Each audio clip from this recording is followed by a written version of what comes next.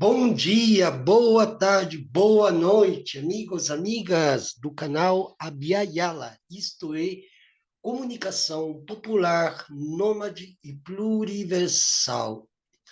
Amigos, eu estou trazendo para vocês hoje uma aula, apresentação de um historiador, né, brasileiro, chamado Jaime Pinsky, que escreveu esse livro maravilhoso que eu estou compartilhando com vocês aqui, a escravidão no Brasil, né?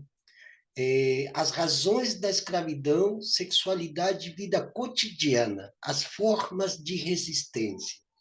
Eu tenho esse livro também aqui, físico, se dá para ver aí, ó, tem esse livro físico, né? E esse aqui é um retrato de uma parte da história, poderíamos denominar de microhistória, né? De microhistória, sobre o que foi a escravidão no Brasil, né?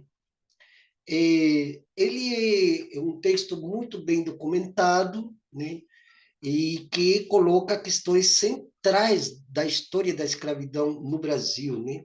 Esse autor, eu já li há um par de anos atrás um outro livro dele muito interessante, cujo título é A História Roubada, né?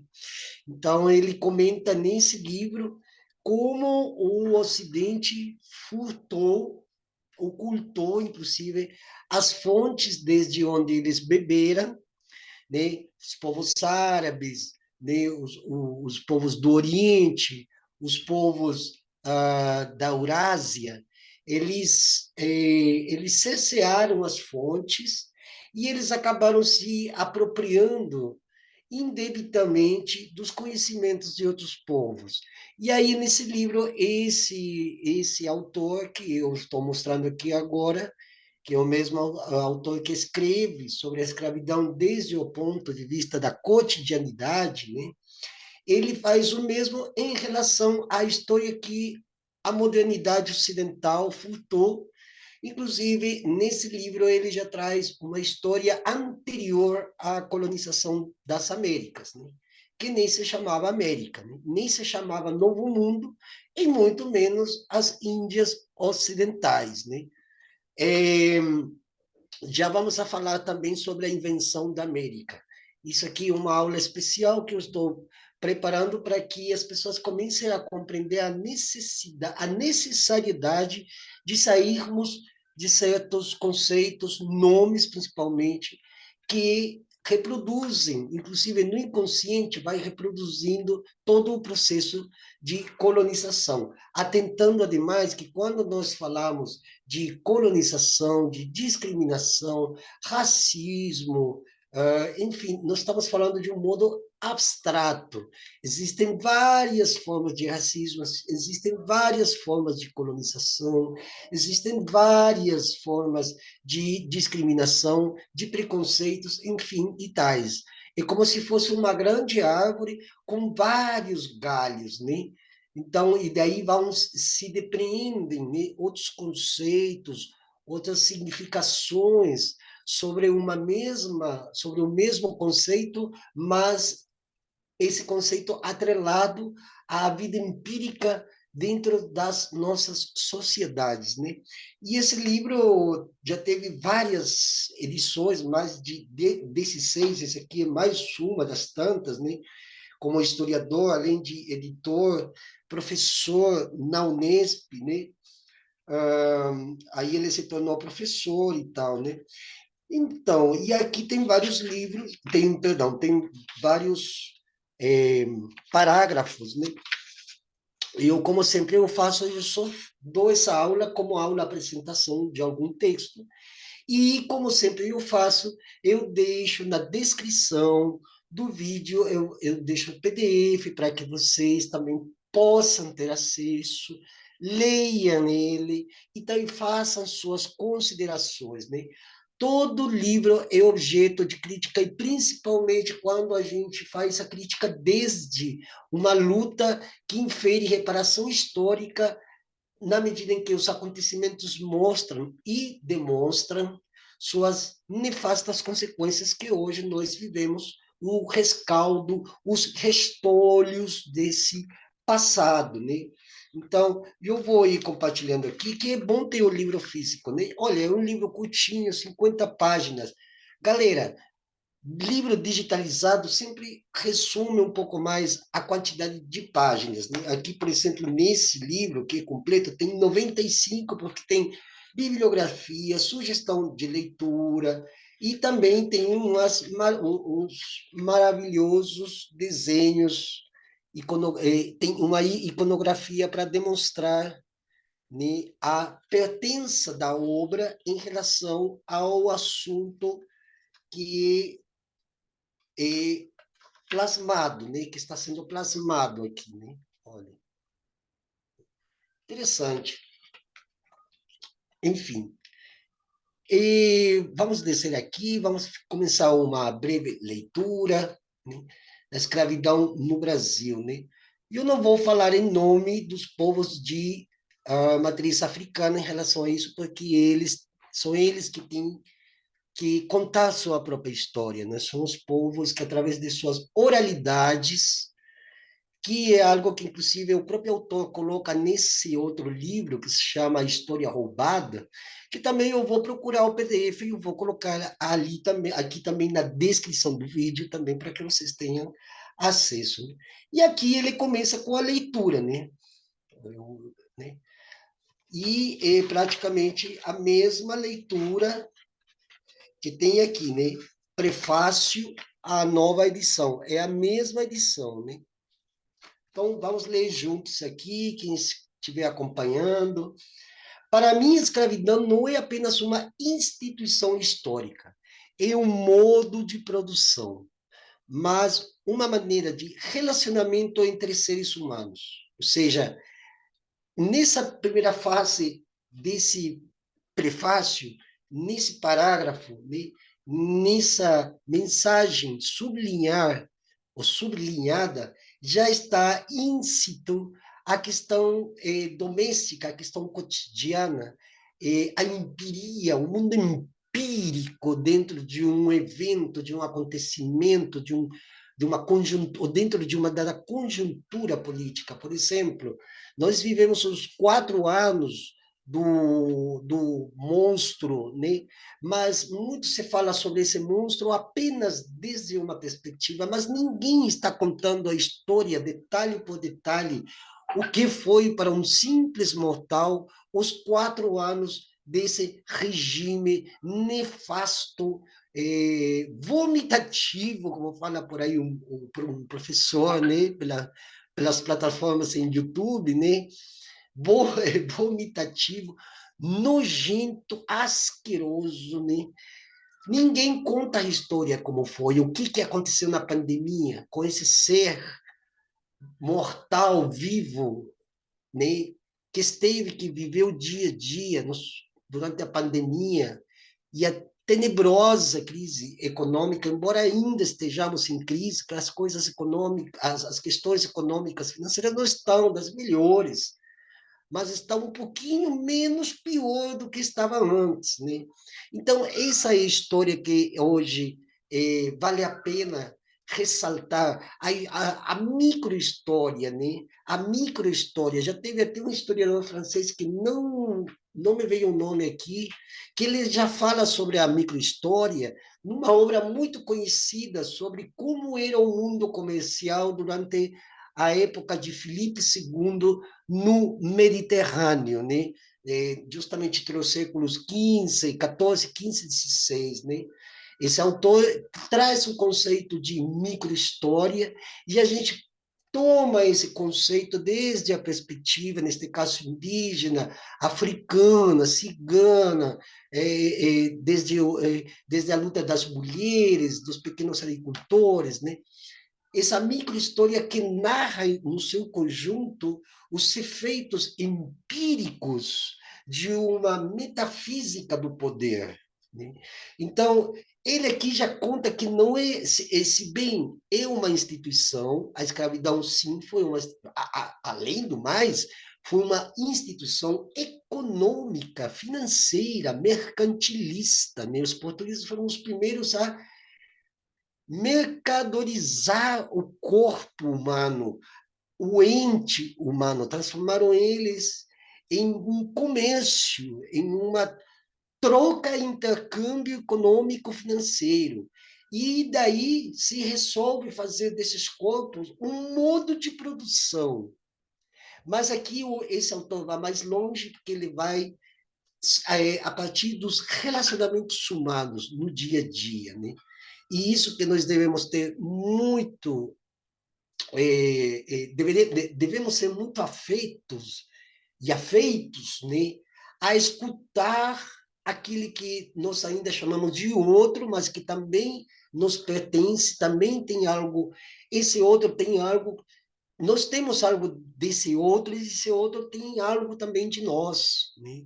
Quando começamos a pensar assim coletivamente, as coisas vão ir mudando segundo a teleologia do tempo, né? O que esperamos como horizonte de luta, o que nós queremos alcançar, qual que é a dimensão que essa luta nossa tem que ter. A luta de vocês também, inscritos e inscritas, vocês que também fazem parte dessa microhistória, né?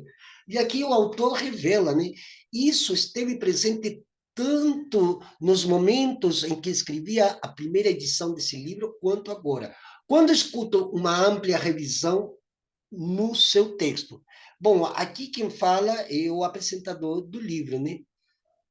Não, perdão, é o próprio autor, né? Não me preocupei com nenhum tipo de neutralidade científica. Ao escrever ou revisar este livro, me envolvi profundamente com o personagem e me tornei negro e escravo.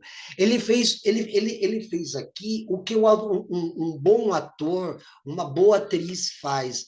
Tomar o personagem que essa pessoa está estudando para depois poder teatralizar, dramatizar para uma grande audiência, se for um filme, se for um documentário, se for uma novela, se for enfim, ele toma o papel do ator que precisa se banhar com a personagem que ele vai representar, e é o mesmo que o autor Jaime Pinsky coloca, ele teve que se banhar da questão da escravidão, sentir-se um preto, uma preta, sentir-se nato da África e sentir, nem que seja assim apenas em sonhos, ou intuições, ou insights, sentir como foi a travessia desses povos que foram arrancados de raiz das suas terras de origem para justamente serem modo de produção e gerar lucros para os senhores que já ganhavam muito, muito, muito, muito, muito poder, dinheiro, glória e fama com o mercado de negros africanos. Então, essa parte aqui, pessoal, é fantástico, eu gostei, estou aqui marcando, né? Não me preocupei com nenhum tipo de neutralidade científica. Ao escrever ou revisar este livro, me envolvi profundamente com o personagem e me tornei negro e escravo, né? A escravidão não é simplesmente um fato do passado. A herança escravista continua mediando nossas relações sociais quando estabelece distinções hierárquicas entre trabalho manual e intelectual, quando determina habilidades específicas para o negro, samba, esportes, mulatas, carnaval, colocar aí jogador de futebol, né? E mesmo quando alimenta o preconceito e a discriminação racial. Assinar a memória escondendo o problema é uma forma de não resolvê-lo, quer dizer, de escamotear o problema real do racismo. O racismo também é apenas um conceito in abstrato.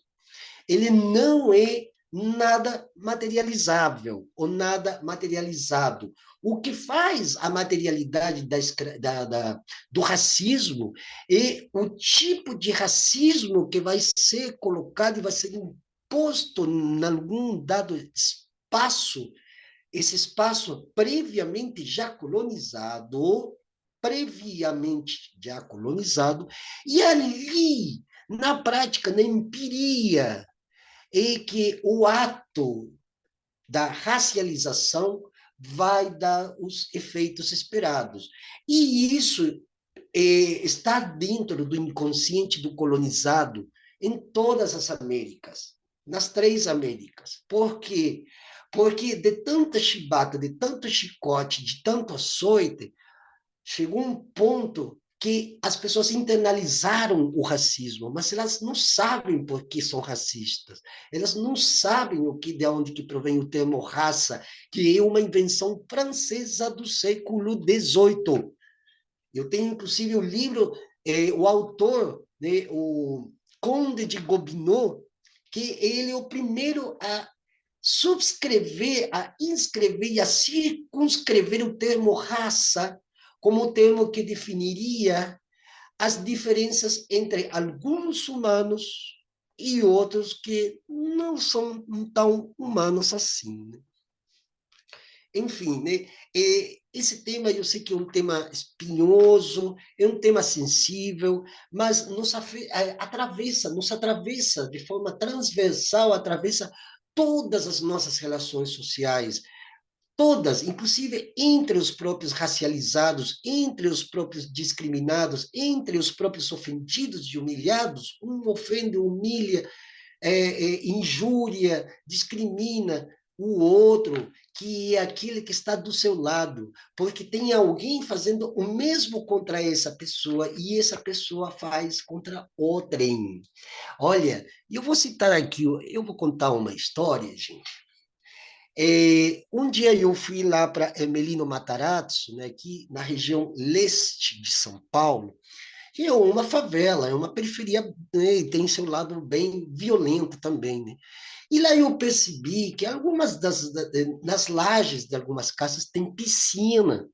Então, é uma favela, mas na laje tem uma piscina. E aí tem pessoas que aos domingos compram é, um, uma cachaça, vamos lá, comprar carnes, fazem churrasco, e eles tiram fotos de modo tal como hoje as pessoas podem manipular as fotos, né? E elas tiram fotos como se estivessem em lugares ricos, numa piscina, né, digamos assim, numa cobertura de um prédio, por exemplo, dos jardins, e ela quer aparecer como se estivesse na cobertura dos jardins, né, tomando como se fosse um whisky, né, e numa piscina, sol, guarda-sol, sorriso, né, aquele sorriso até da malevolência, né, e, enquanto isso, na mesma periferia tem uma pracinha onde tem pessoas em situação de rua, que moram na rua, que são pessoas que não têm mesmo para onde ir, porque você vai pedir o quê para essas pessoas? Então, elas tomam suas barrigudinhas, suas cachaçinhas, seus corotes, né? Jogam cartas, por aí eles ganham um prato de comida aqui, algum outro auxílio lá, né? E eles estão daí. E essas pessoas que estão nas lajes, elas discriminam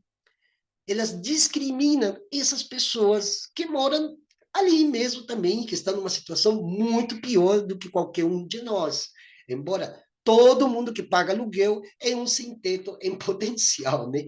Mas onde que eu quero chegar?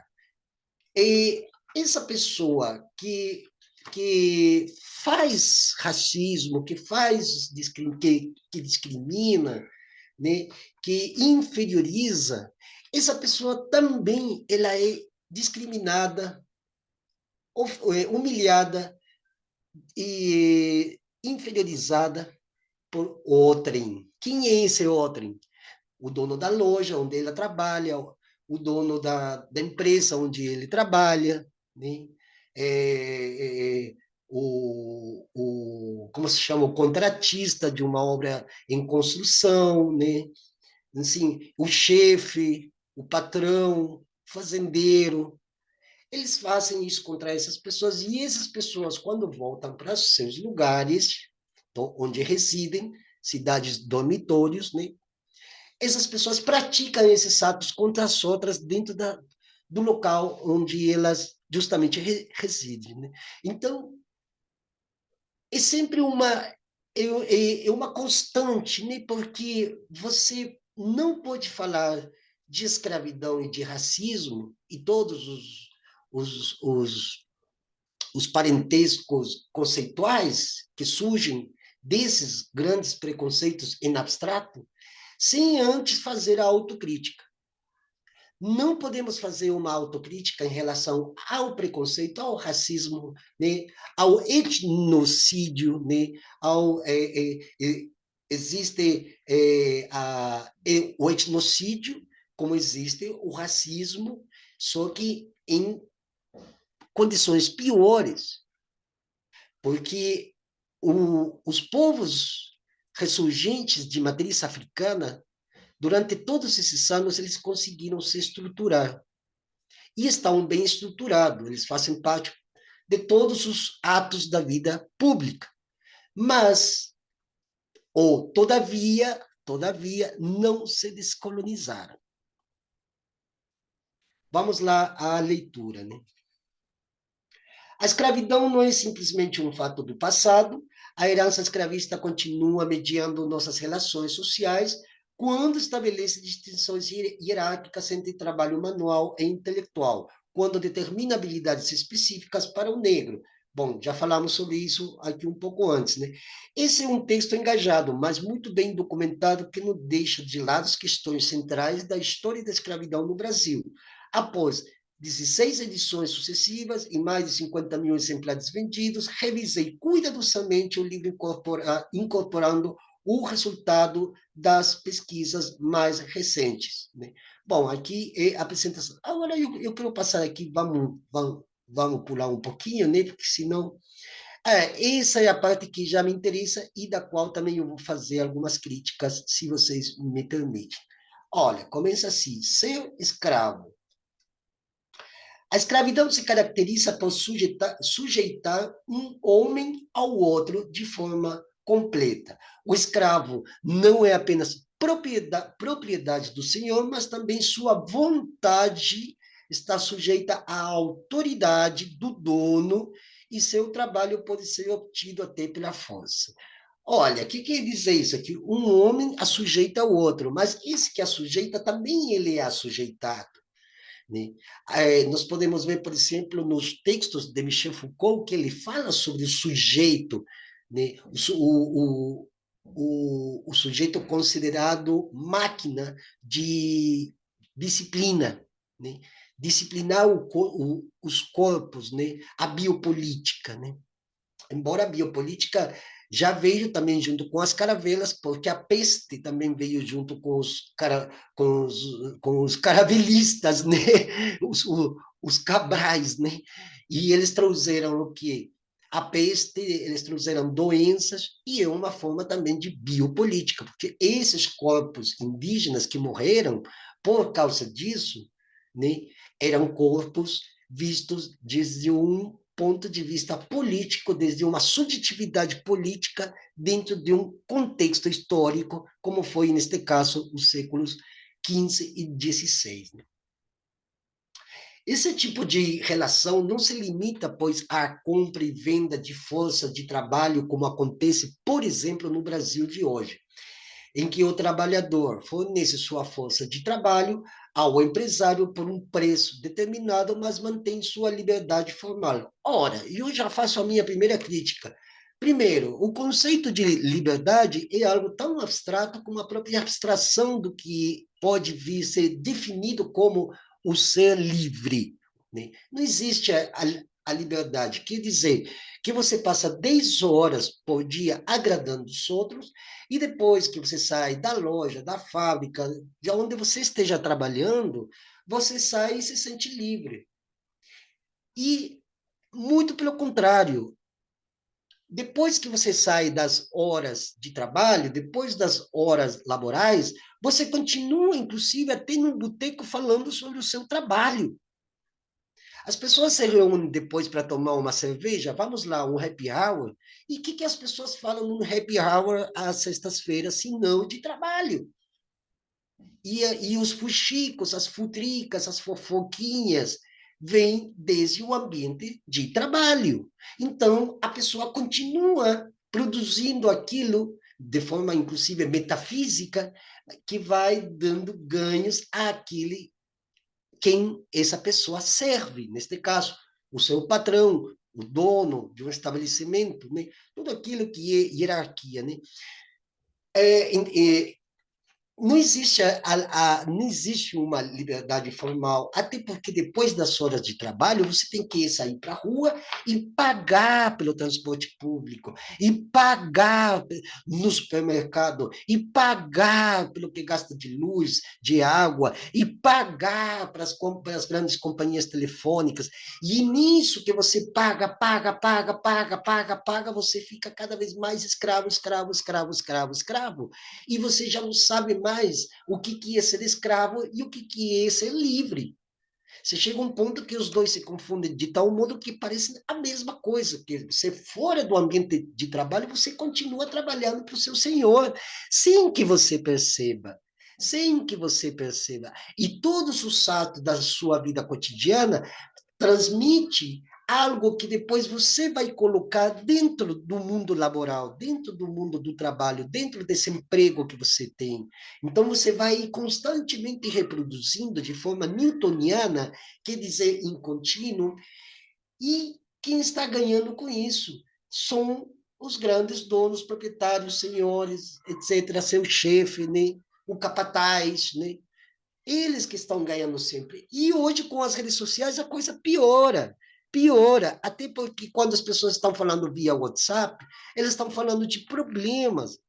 E eles estão falando de problemas que não são individuais, que são problemas coletivos, que não tem dinheiro, que tem dívida. E aí vem o trabalho. E aí lembra do trabalho, e começa a falar do trabalho. Então, é uma escravidão em contínuo, na qual vocês não dão conta nem de perceberem que vocês agem desse modo diariamente. Por isso que esse livro é essencial, não apenas para entender a escravidão dentro de um dado tempo histórico, sino também como esse dado, essa ambiência escravista, escravagista, foi impermeabilizando as mentes, as consciências e todas as estruturas que produzem o fenômeno denominado de Estado. E hoje nós temos o Estado e as grandes corporações juntos, né? Então, é muito interessante. E aqui eu faço essa minha crítica em relação a esse tipo de liberdade formal. Não existe. Não existe pessoas livres. A liberdade é uma coisa tão volátil como a fumaça do cigarro, ou como o álcool. Ele não é sequer tangível, né? Aqui ele fala depois, né? Na escravidão, transforma-se um ser humano em propriedade de outro, a ponto de ser anulado seu próprio poder deliberativo. O escravo pode ter vontades, mas não pode realizá-las. Olha, o escravo, inclusive, nessa escravidão contemporânea, né, que as pessoas continuam sendo escravas, me desculpe, mas essas pessoas, esses mais de 60 milhões de trabalhadores ativos no Brasil hoje, eles todos fazem todo dia o mesmo, só trabalham, consomem, trabalham, redes sociais, televisão, a maioria, 99,9999% fazem isso e vão reproduzindo e vão dando os ganhos para aqueles mesmos que eles trabalham quando em 8, 10 ou 12 horas de regime laboral. Então, não pode realizar seu desejo, suas vontades, embora aqui ele coloque as vontades, né? Aquilo que eu sinto que devo fazer, mas não posso realizá-lo, né? A escravidão não é recente, continuando aqui com a leitura, né?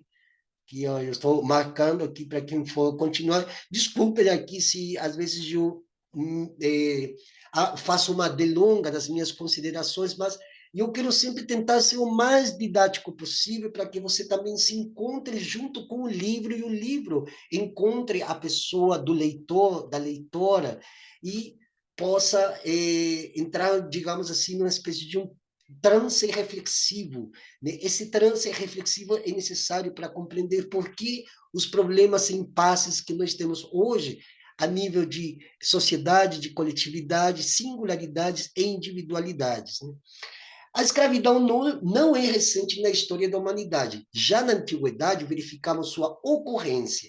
Na Mesopotâmia e no Egito, quando da execução de obras públicas, como barragens ou templos, grande número de trabalhadores era recrutado. Tornavam-se propriedade dos governantes, que lhes impunham sua autoridade e determinavam as tarefas. Não eram, contudo, vendidos, e sua atividade podia cessar quando do fim da construção, retornando os trabalhadores às suas tarefas anteriores. As relações que estabeleciam com seus proprietários eram eventuais, diferentes daquela que ocorria na Grécia, principalmente Atenas, e Roma, onde a escravidão era a forma mais característica de extração de trabalho. Né? Aqui, bom, eu tenho algumas críticas aqui. Primeiro, porque a visão do professor Jaime Pinsky é muito válida. Gente, não podemos jogar a banheira, a água e a criança junto, né? Porque esses autores, eles trazem vislumbres, outros vislumbres que a gente às vezes passa por, né? A gente não se dá conta, passa por alto. Então, quando a gente abre um livro, começa a ler, começa a folhear, a gente, opa, vai se abrindo, vai se descortinando um mundo diferente, né?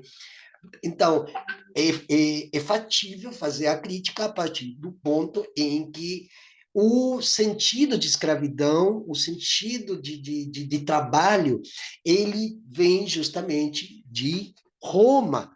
Então, são palavras que etimologicamente elas provêm do latim. Então, a gente tem que entender a etimologia dessas palavras, ver desde quando que elas foram utilizadas e, a partir daí, ver como a utilização dessas palavras percebeu os verdadeiros desejos e vontades daqueles que queriam dominar, né? Dos dominadores, dos colonizadores, dos conquistadores, né? Eu sempre digo que se um servo do Egito, servo disse, não disse escravo, é a visão da historiografia branca é ver todo mundo como se eles estivessem vendo as suas próprias ações, como se eles estivessem observando, inclusive, as suas próprias ações para com seus próprios pares, porque entre os brancos também houve escravidão. Eslavos, os povos eslavos vêm justamente de povos escravos, esclavos, inclusive em espanhol, slave em inglês, né? Então eles já foi, e não foi a primeira vez que fizeram isso, né? Lembremos o que aconteceu na Alemanha e na Itália durante o século XX, né? Enfim, essa visão branca, eles universalizam, né? Porque ele ainda vem com um projeto colonizador de universalizar tudo, ou seja, isso que eu digo vale para todo mundo.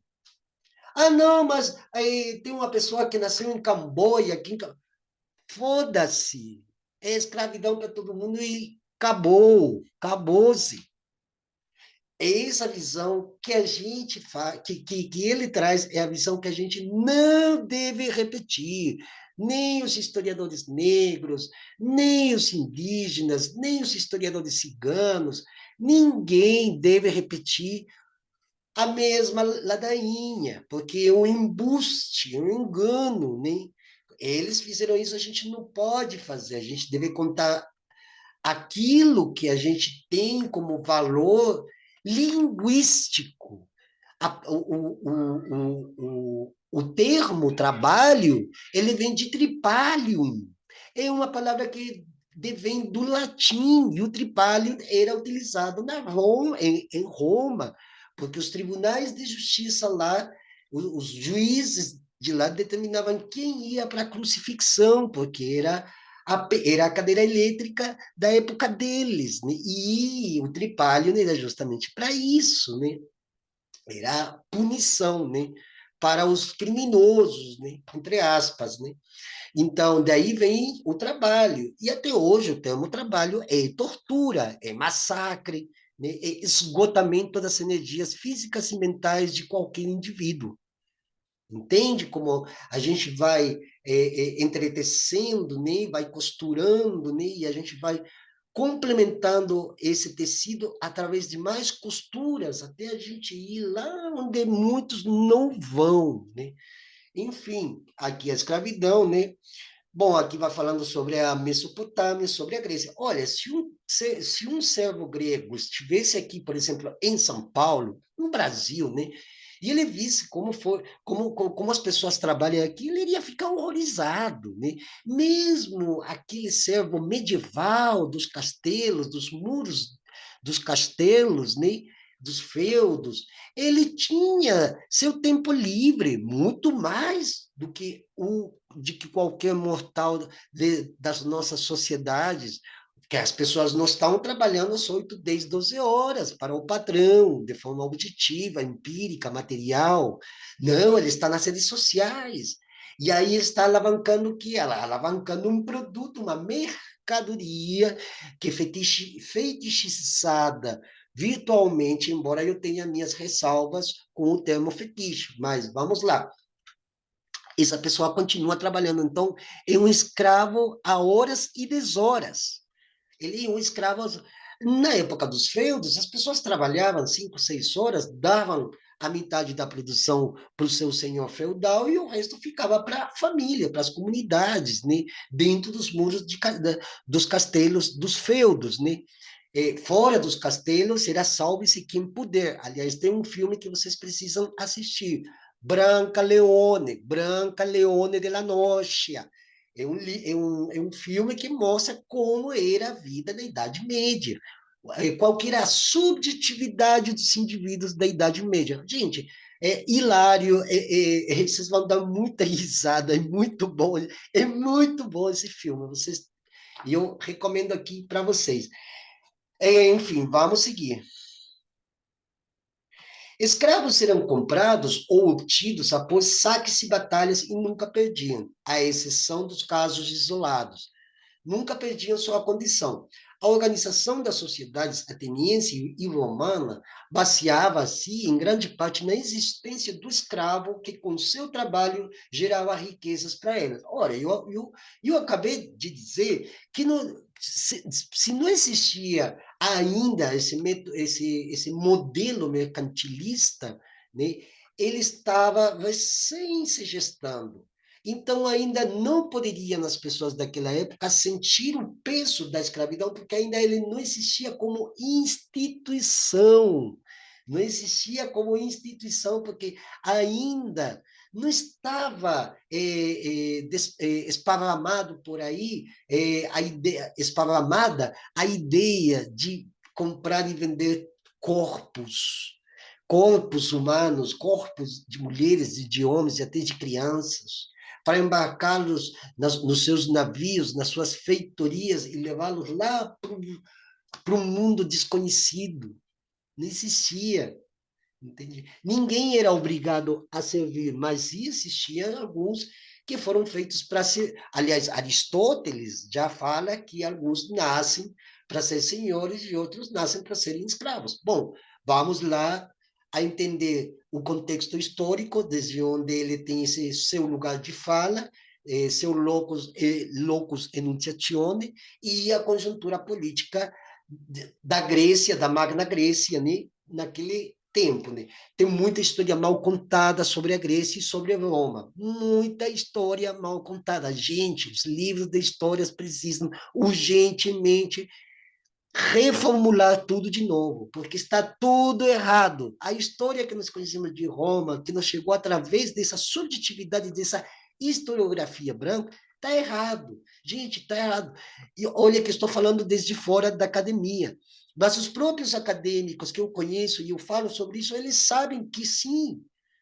Só que eles estão dentro daquelas grades aí, daquelas caixinhas gradeadas, né? Grade, pô, se fosse grade de cerveja, né? Mas não, é grade mesmo, é grade de ferro, é a jaula de ferro weberiana, é a jaula de ferro weberiana. Então, eles não podem sair do script, porque se eles saem, já são mal vistos até pelos seus próprios colegas, né? E eu sei disso, porque eu conheço muito professor, inclusive das USPs da vida, das PUCs aqui, e eu falo sobre isso, entende? Mas tem muita história mal contada. Olha, aqui já cita o autor Jaime Pinsky, tão comum era a ideia da existência do escravo na antiguidade. Espera aí, que eu me perdi aqui. Agora sim, tão comum era a ideia da existência do escravo na antiguidade clássica que Aristóteles, o filósofo grego, costumava dizer que o escravo, por natureza, não pertencia a si mesmo, mas a outra pessoa. Na sua opinião, havia pessoas que a natureza, olha como é definido aqui o termo natureza, destinou a serem livres e outras que foram por ela, pela natureza. A natureza aqui já acaba de ser demonizada. E por culpa da natureza que vocês têm que acordar às 5:30 da manhã, pegar trem lotado, 2, 3 condução para chegar até seu lugar de trabalho, trabalhar que nem um cão e ganhar aquele salário michuruca para você mal pagar as contas. Mas foi a natureza que quis assim.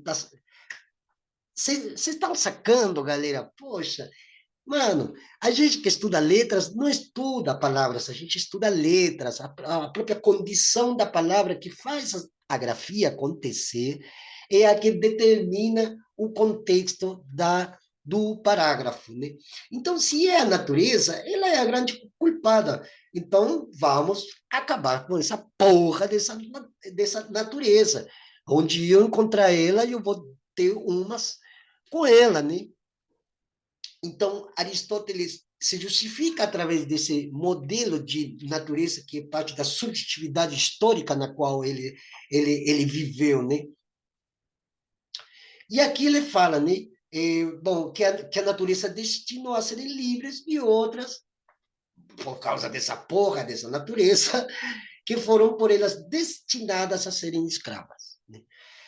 Com isso, o filósofo grego escondia o caráter, né? Ele escamoteia, né? Tá vendo o contexto? Ele escamoteia o que acontecia no contexto histórico na qual ele viveu, né? É, esconde o caráter principal da escravidão, qual seja sua historicidade. Ninguém era escravo porque a natureza determinou, mas por força das condições históricas específicas, concretas, diferentes em distintos momentos históricos. Hoje, a escravidão continua. Me desculpem, mas vocês que também saem todo dia, vocês são escravos, sim. Mas não é aquela escravidão.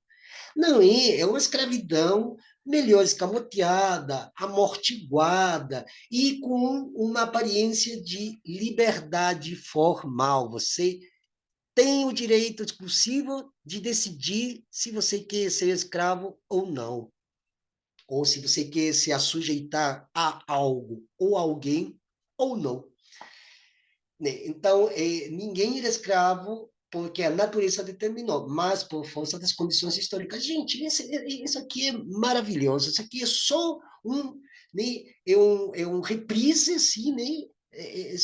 Só para mostrar para vocês até onde o autor quer chegar com esse seu texto, né? Mas, bom, aquele já, bom, aqui ele já arremata de uma vez, né? Nada a ver com a natureza, como queria Aristóteles. De qualquer forma, o apogeu de Grécia e Roma, com seu escravismo, pertencem ao passado e foram superados por outras formas de organização econômica e social. Por que, então, muitos séculos depois, o escravismo no Brasil teria sido um retrocesso a formas de produção que ficaram no limbo da história? Ou se trata de um novo tipo de escravismo? Nesse caso, quais as condições históricas que propiciaram o aparecimento aqui de relações que implicam a sujeição total da vontade de um ser humano pelo outro? Bom, é isso que o autor coloca, que o livro pretende reformular. Agora, é bem interessante aqui que ele já fala sobre a escravidão moderna. Gente, vamos de novo. Moderno. O que é o moderno? O moderno é o ato da modernidade. E o que é a modernidade? A modernidade é o fio condutor que faz com que o Ocidente se ensenhoreie do mundo. É em nome da modernidade, e a modernidade é uma árvore da qual surgem vários galhos, vários tentáculos, que definem cada tipo de modernidade e em cada espaço-tempo onde ela pode se adaptar ou se assentar, né? Se profundizar, inclusive se fossilizar, né? No processo de fossilização é que se introjeta, que os seres humanos introjetamos o sentido de modernidade. Ah, eu estou com o meu microfone, que moderno. Ah, eu comprei um celular. Você está se modernizando, ou seja, a tua modernidade já está sendo modernizada em contínuo, ou seja, você só atualiza, né? Quando existiam os celulares, aqueles tijolão da Motorola, lembra? Isso é coisa do passado, não, isso aí é a pré-história dos telefones celulares. Não, quem anda com um telefone desse, nossa, que atrasado esse sujeito. Não, agora eu tenho meu iPhone, pô, tá vendo aqui, ó, o meu iPhone, não sei quanto ponto, não sei o que, modelo sei lá quanto, e que não se faz, que fala, dança, vibra, canta e pouco mais que até faz sexo e ejacula, né? Oh, e aí, né? Aquele sêmen largado no cosmos chamado smartphone, iPhone e sei lá o mais, e que daqui a uns 10, 20 anos, os que estiverem lá daqui a 20 anos vão ver isso aí como pré-históricos, atrasados, trogloditas, né? Pô, você não se modernizou, cara? Agora não existe mais o iPhone, agora você vê tudo através de um relógio, um chipzinho desse tamanho, e você... Você não se modernizou ainda? Estão vendo como as relações da sociedade, as relações entre os seres, as relações dinâmicas entre os seres humanos, elas vão avançando e retrocedendo o tempo todo, segundo que a modernidade ela vai marcando, né? Hoje, quem tem uma TV preto e branco já é obsoleto, mas quem tem um smartphone, né, como que chama TV smart, né, da largura desse prédio, onde estou, nossa, que fantástico, né? E aí começa um vislumbre, né? É a sociedade do espetáculo, né? Na sua segunda temporada, né?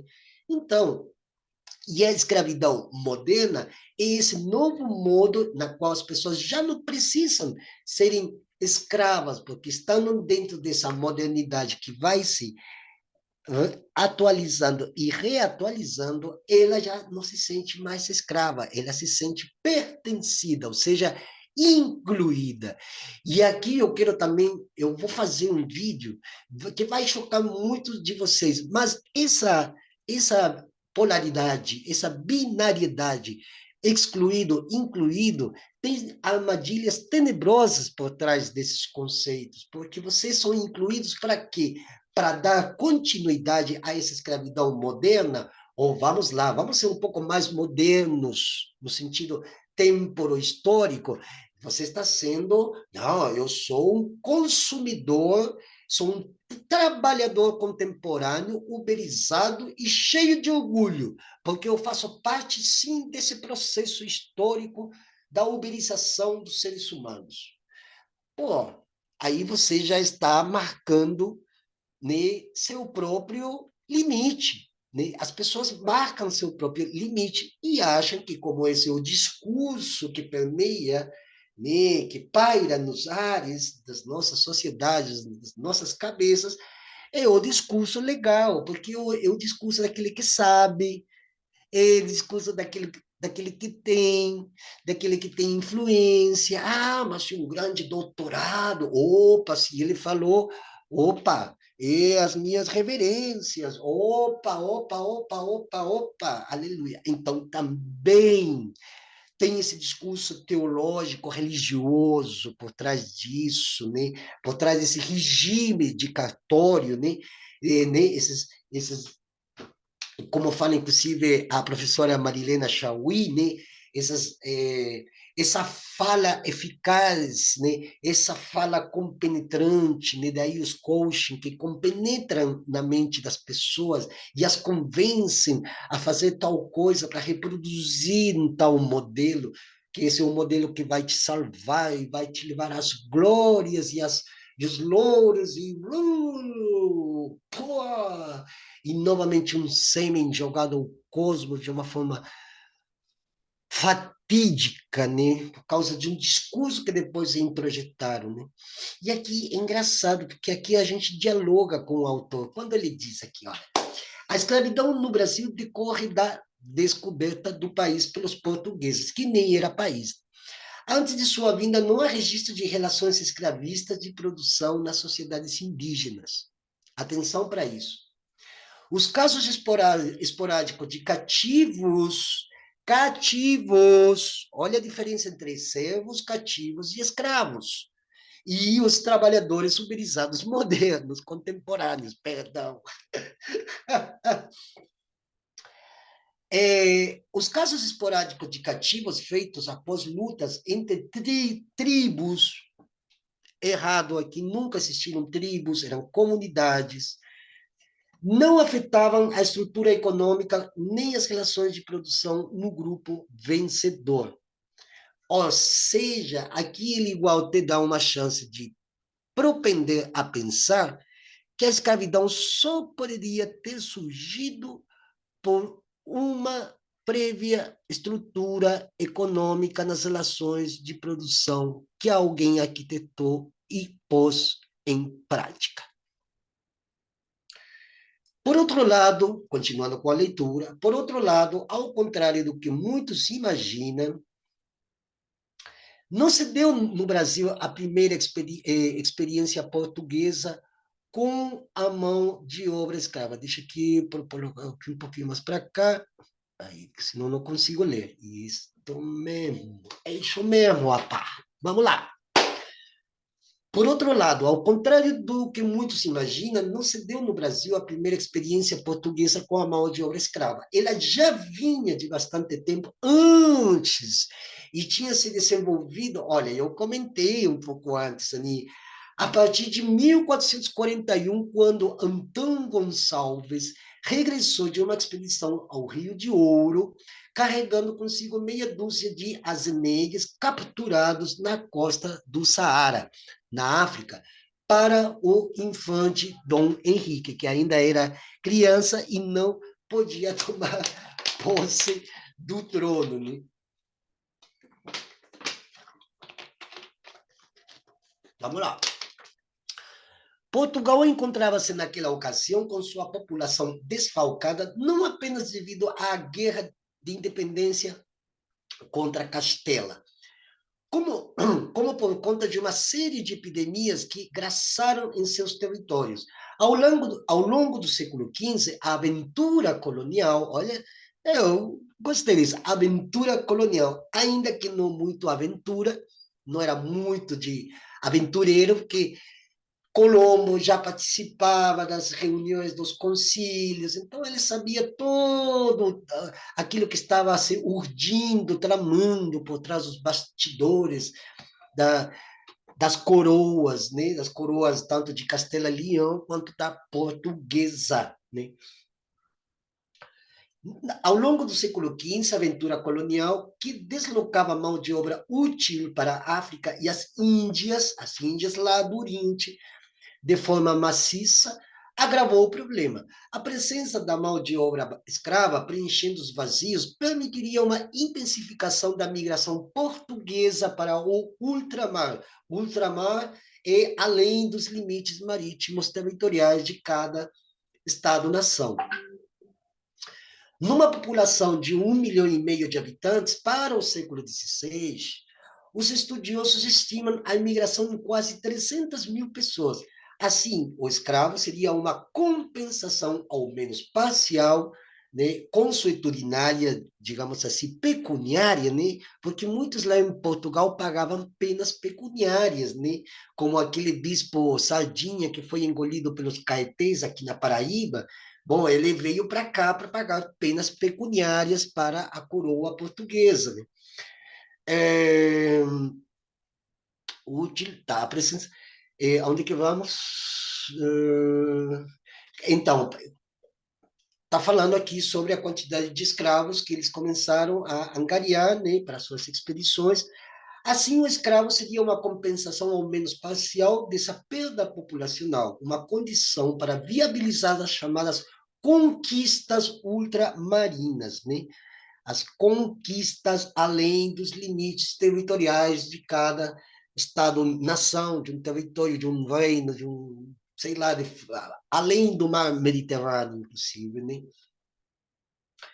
De início, a obtenção de escravos ocorria de forma mais ou menos aleatória. As expedições portuguesas iam atrás de riquezas da costa noroeste da África e o rapto de nativos arrancados de suas casas fazia parte do conjunto de atividades a que se dedicavam os lusitanos. Porra, que bonzinho. Oh, eu não tenho nada para fazer, cara. Nossa, tô enjoado, mano. Pô, vamos caçar escravos? Ei! Gente, pelo amor, né? Enfim, era o cotidiano. Vocês estão entendendo a visão desse autor com todas as críticas que vocês também podem e devem fazer, mas ele coloca em viso como que era a vida dessas pessoas. Não tinha nada para fazer, cara. Vai caçar escravos, mano. É a mesma coisa, vai caçar o que fazer hoje, né? Então, naquela época, estou deprimido. Pô, vai caçar escravos, mano. Que além de você ter o que fazer e não pensar na sua depressão, você vai obter muitos lucros, né? Olha só que loucura, né, gente? Logo, porém, logo, porém, saem especificamente para isso, ou seja, primeiro para uma atividade vai criativa, né? Depois eles começam a metodologizar o assunto, a sistematizar e começam a se estruturar para começar a escravizar em massa, né? Em 1444, por exemplo, 6 caravelas partem de Portugal com o objetivo exclusivo e declarado de apresar escravos, ou, como diz o cronista, vergonhosa coisa seria tornar pena Portugal sem aventajada presa, ou seja, opa, a ligeireza que eles tinham era o resultado depois de grandes lucros e ofertas e demandas. A expedição de 1444 dá bem uma ideia dessa fase de caça aos escravos pela violência e desfaçatez, né? Chegando a uma pequena ilha, os portugueses deram sobre eles, matando e prendendo quanto podiam. O resultado foram 165 prisioneiros. Numa segunda ilha, prenderam mais 60 e, finalmente, no Cabo Branco, sequestraram 14 homens que encontraram pescando e uma moça que estava dormindo. Gente, que loucura, que loucura. A volta da expedição a Portugal, com mais de 200 escravos, entre negros, mulatos e brancos, olha só, entre negros, mulatos e brancos. Vamos prestar atenção aí. Vamos ver os identitaristas que andam falando de privilégio branco, que aqui também tem pessoas brancas. Aliás, o que é branco? Se é uma cor, quem diz que o branco deve ser, é branco? Que negro é negro? Né? Quem que definiu isso? Né? Olha, temos que pensar nessas coisas. Aliás, quando a gente fala de branco, nós estamos falando de cor de pele. Nós estamos falando de uma conceitualização, né? Mas esse é de branco por branco de pele mesmo, aqui na periferia da periferia de São Paulo, onde eu estou, tem pessoas brancas se fudendo também, igual mulato, preto, mestiço, indígena, branco, gordo, magro. Gente, bom, por isso que a leitura é necessária. Quando as pessoas não leem, elas só reproduzem como papagaio e nem sabem o que elas estão dizendo. Está vendo por que é necessária a leitura? Bom, Vamos lá, vamos fazer mais um esforço, porque eu já estou com fome, preciso, preciso almoçar.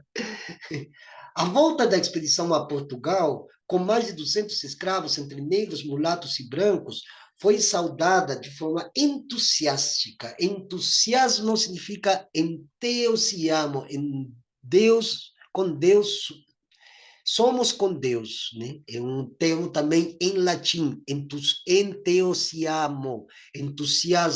entusiástico. Tá vendo como tudo tem um viés teológico, religioso, oculto, né? Mensagens subliminares que a gente tem que ficar muito atento, porque senão se escapa à simples vista, né?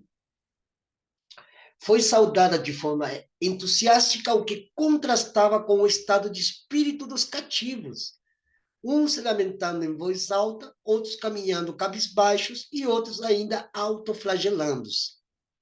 Claro, eles já estavam percebendo que estavam indo para o matadouro igual o gado. Não estou falando daquele gado no lá de 8 de janeiro, não. Estou falando do gado mesmo, das vacas, dos bois, né? O cronista que nos legou essa descrição, Zurara, depois eu vou fazer uma pesquisa sobre esse cronista, afirma ter, de início, se emocionado com o quadro. Logo, porém, lembrou-se de que os males físicos e perda da liberdade dos africanos eram amplamente compensados pelo, abre aspas, caminho da salvação espiritual. Gente, está vendo? Não sou nem eu que estou na antessala do que está escrito, já o próprio escrito já fala por si mesmo, né? Que é a conversão ao cristianismo, que a conversão ao cristianismo lhes propiciaria. Caminho da salvação espiritual que a conversão ao cristianismo lhes propiciaria. Como vemos, vários elementos justificadores da escravidão no Brasil, inclusive o papel colonizador da religião, já aparecem desde o início do escravismo português. Em poucos anos, as expedições ocasionais dariam lugar a uma organização mais sofisticada. Um forte português construído na ilha de Arguim, a 80 quilômetros ao sul de Cabo Branco, dá origem a uma feitoria por meio da qual os negociantes lusitanos compravam negros cativos que os intermediários do negócio, por serem inimigos ou por simples interesse comercial, iam buscar no interior da África. A moeda de troca eram tecidos, trigo, sal e cavalos. Cada um destes chegava a valer 20 bons futuros escravos. A população negra em Portugal cresceu muito no século XV e, embora não se tenham dados gerais confiáveis, são comuns as referências de autores da época a respeito de sua importância numérica, tanto em atividades agrícolas como em serviços domésticos. Por outro lado, os comerciantes portugueses procuram, mesmo contra o interesse da alegada necessidade de repovoamento de Portugal, vender escravos para outros locais, como a Espanha.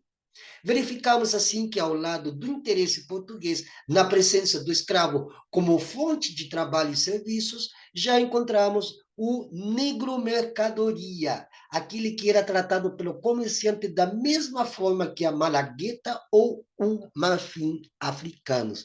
Tá vendo, gente? Esses comerciantes portugueses terão todo o interesse em abrir novos mercados para aquele produto. Qual é? O negro africano. E a negra também. A negra também. Que parecia existir de forma inesgotável e pronto para ser negociado. Era buscá-los e comercializá-lo. Assim se permitem abastecer Espanha, Itália e principalmente as ilhas mediterrâneas. Lembra que eu falei um pouquinho atrás sobre Felipe II, a microhistória, né?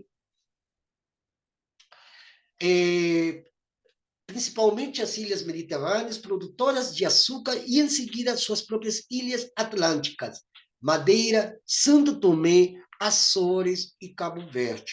Não será exagero dizer que, no decorrer do século XVI, já se pode encontrar vários dos elementos integrantes da grande lavoura escravista que se desenvolveria mais tarde no Brasil. Traficantes, proprietários, escravos africanos, força de trabalho e mercadoria, e grande lavoura, açucareiros, famosos engenhos lá na região nordeste, inclusive quando ainda não era nordeste, porque essa é uma invenção da modernidade brasileira também. O ensaio mostrará que a peça era viável, texto e personagens estavam certos, faltava apenas encontrar um palco de grandes proporções para encená-la. E esse foi encontrado em 1500, o Brasil. Gente, vou chegar até aqui, vou deixar o resto do livro para vocês falarem. Olha, eu vou fazer outra para falar sobre o escravo indígena. Eu deveria ter me detido aqui, mas é muito difícil fazer uma aula, uma apresentação de um livro e falar tudo de forma parabólica, porque senão acaba confundindo as questões. Então, prometo para vocês a segunda parte, que vai ser o escravo indígena. Vou fazer num outro vídeo, falando sobre esse trecho, porque vale muitíssimo apenas fazer algumas anotações e, através de exame crítico, começar a perceber que a questão escravista ou escravagista não devem apenas pela questão africana ainda não resolvida, mas também dos povos indígenas de Abya-Yala ou das Américas, né? Nós precisamos também fazer essa distinção, embora hajam alguns pontos antinômicos, né, sobre a questão indígena e a questão negra, né? No Brasil ainda está em processo de reconhecimento desse tipo de circunstâncias e de ações acometidas pelo processo iniciado na Europa já no século XIV, inclusive muito antes, desde o século XII, que esses tios aqui vêm enchendo o saco, né? Até os dias de hoje, com Davos, na Suíça, né? Com a União Europeia, enfim, né?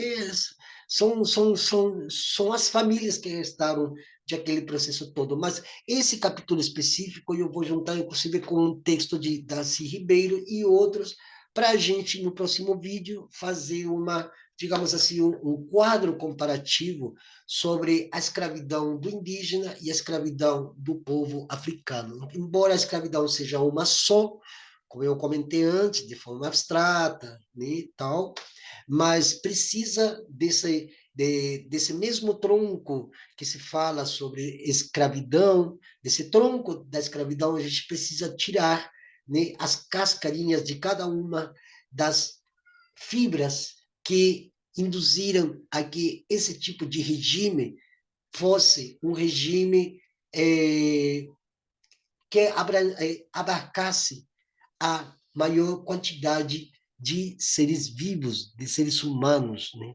Porque o trabalho, inclusive, para quem trabalha em casa, continua também sendo, de certo modo, um modelo de escravidão, e até muito pior, de autoescravidão, ou como se fala em inglês, um multitask, né? Que é multitarefas, né? Então, faz duas, três coisas ao mesmo tempo, está nas redes sociais, está conversando com fulano, com fulana, e, enfim. Gente, olha, esse livro também vem com imagens, com iconografias. Olha que interessante, né? Pessoal, compartilhem esse vídeo, se inscrevam, comentem, curtam e, principalmente, colaborem, contribuam financeiramente, porque a gente está precisando aqui em casa. Olha, e eu vou fazer justamente, olha, já fala sobre escravo negro e escravo indígena. E aí eu vou juntar com outros autores, que eu tenho o Darcy Ribeiro, tenho outros por aí, tem os PDFs perdidos por cá, e a gente faz um estudo melhor. Lembrando que esse humilde servidor aqui está falando desde fora da academia, e ele está colocando suas colocações desde seu ponto de vista, tanto como ser singular que eu sou, e também dentro do campo das nossas lutas indígenas, né? Todo texto, todo livro tem que ser lido pelos indígenas. Inclusive, isso aqui é mensagem para quem estuda numa universidade. Gente, estudem, leiam tudo isso também, que eu tenho um monte de coisa aqui também. Leiam tudo que cai nas suas mãos. Leia, leia, leia, mas nunca esqueçam o pensamento crítico que é necessário tê-lo, porque sem esse pensamento crítico, a gente vai acabar reproduzindo mais uma vez toda essa lógica colonial que se estende até os dias atuais. Muito obrigado, ao Eticatu, Xalpumai, até a próxima.